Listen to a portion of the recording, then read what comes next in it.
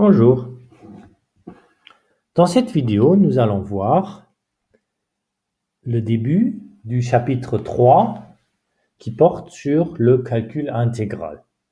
C'est le deuxième chapitre de la partie mathématiques 2 et le chapitre se trouve dans votre livre aux pages 65 à 96 concernant la partie théorique et aux pages 257 à 281 concernant la partie des exercices. Donc, vous allez noter le titre et ensuite, on va commencer par la notion de primitive. Donc, vous allez noter 3.1 primitive et ensuite, on va tout d'abord commencer à donner la définition de ce que c'est qu'une primitive. Alors, la définition, elle s'énonce de la manière suivante.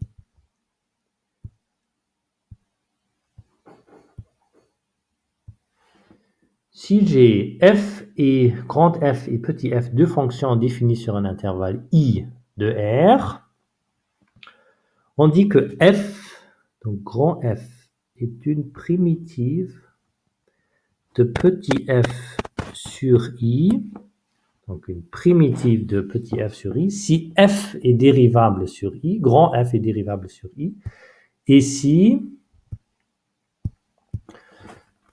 pour tout x appartenant à l'intervalle I, la dérivée de grand F en x, c'est petit f de x. C'est la définition. Donc une primitive, c'est une fonction dont la dérivée est la fonction donnée. Une primitive d'une fonction f, c'est une fonction dont la dérivée est justement la fonction. Donc c'est en fait l'inverse, si on peut dire, de ce que c'est que trouver une dérivée. Donc, en fait, si je veux trouver une primitive, je dois me demander quelle fonction je dois trouver une fonction dont la dérivée est justement la fonction donnée. On va voir des exemples, comme ça sera un peu plus clair. Cette définition est importante, elle est au programme pour l'examen final, donc il faut la connaître. Vous pouvez l'encadrer. Et voilà, ça sera la base de ce qu'on va faire dans la suite de ce chapitre. Alors maintenant, on va voir des exemples.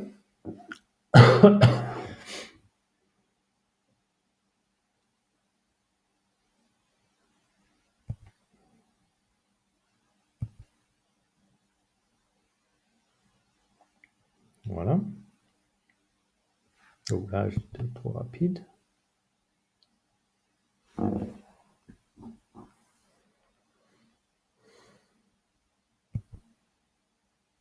Voilà. Alors, les exemples. Premier exemple, je prends l'intervalle R, j'ai la fonction x exposant 4 moins 7x cube plus 5x moins 3. Alors, une primitive de cette fonction est la fonction suivante. X exposant 5 sur 5 moins 7x exposant 4 sur 4 plus 5x carré sur 2 moins 3x moins 9. Pourquoi? Si vous dérivez cette fonction f de x, grand f de x, alors vous tombez sur la fonction petit f. En effet, si je dérive x exposant 5, j'ai 5x exposant 4 sur 5, ça va faire x exposant 4. Si je dérive 7x4 sur 4, je tombe sur 7x cube. Si je dérive 5x carré sur 2, je tombe sur 5x. Si je dérive 3x, je tombe sur 3. Et la dérivée de moins 9, c'est 0. Donc, voilà, ça marche. Grand F est une primitive de petit f. Deuxième exemple. Si je prends sinus x, alors une primitive de sinus x, c'est moins cosinus x plus 3. En effet, la dérivée de cosinus x, c'est moins sinus x. Et donc, la dérivée de moins cosinus x, c'est sinus x. Et la dérivée de 3, c'est 0. Donc, moins cosinus x plus 3 est une primitive de f. Alors, je dis bien une primitive parce que vous voyez déjà, si je fais moins cosinus x plus 5 ou moins cosinus x moins 12, j'ai aussi une primitive de petit f parce que si je dérive 12 ou 5 ou peu importe, je trompe toujours sur 0.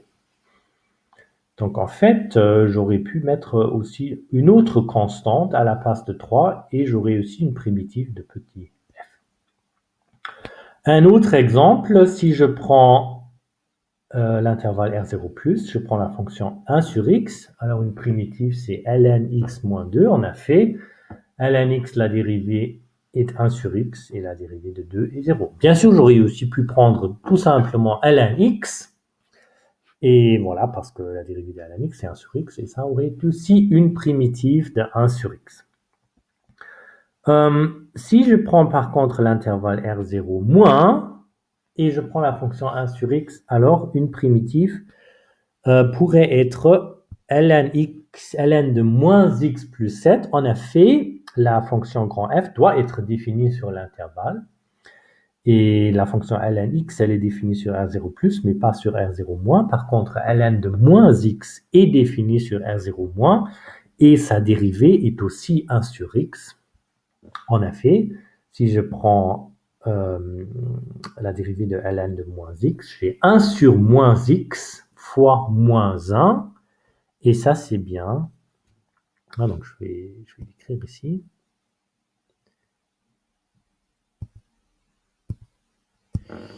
Si je fais f' de x, j'ai en fait 1 sur moins x fois moins 1, la dérivée interne, qui est bien 1 sur x. Et la dérivée de 7, c'est bien sûr 0.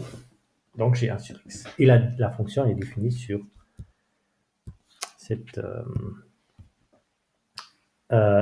intervalle. Alors maintenant, on va voir des propriétés importantes sur les primitives. Mais avant d'arriver à cette propriété, on va tout d'abord noter un théorème qui s'appelle le théorème de Lagrange ou des accroissements finis.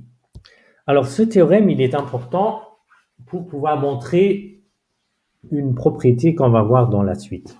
Là, le théorème s'annonce de la manière suivante. Si j'ai une fonction f qui est continue sur AB, dérivable sur AB, alors il existe un réel C tel que f' de C, c'est f de B moins f de A sur B moins A. Alors, ce théorème, il faut l'illustrer graphiquement, alors on va le comprendre. On va admettre le résultat, on ne va pas donner la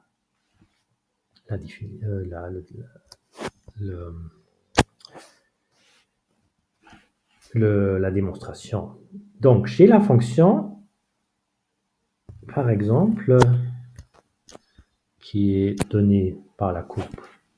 Voici, CF, entre A et B, le repère X, Y. Alors, qu'est-ce que dit le théorème? Si je regarde f de B moins f de A sur B moins A, ça c'est rien d'autre que la pente de la droite reliant le point A, f de A, au point B, f de B. Ça c'est f de B moins f de A sur B moins A. Ça c'est la pente de la droite reliant les points A et B. Et maintenant, le théorème dit la chose suivante. Il existe un nombre C quelque part, tel que la dérivée au point C, c'est justement la pente de cette droite. Donc, plus concrètement, quelque part entre les points A et B, il existe un point dont la pente de la tangente, parce que f' de C c'est la pente de la tangente, est justement égale à la pente de la droite AB. Alors ce point, il est quelque part ici, parce que si je prends ici la pente de la tangente, si je regarde la tangente, alors la tangente ici, elle est parallèle à la droite AB. Et voilà, ça c'est le point cherché.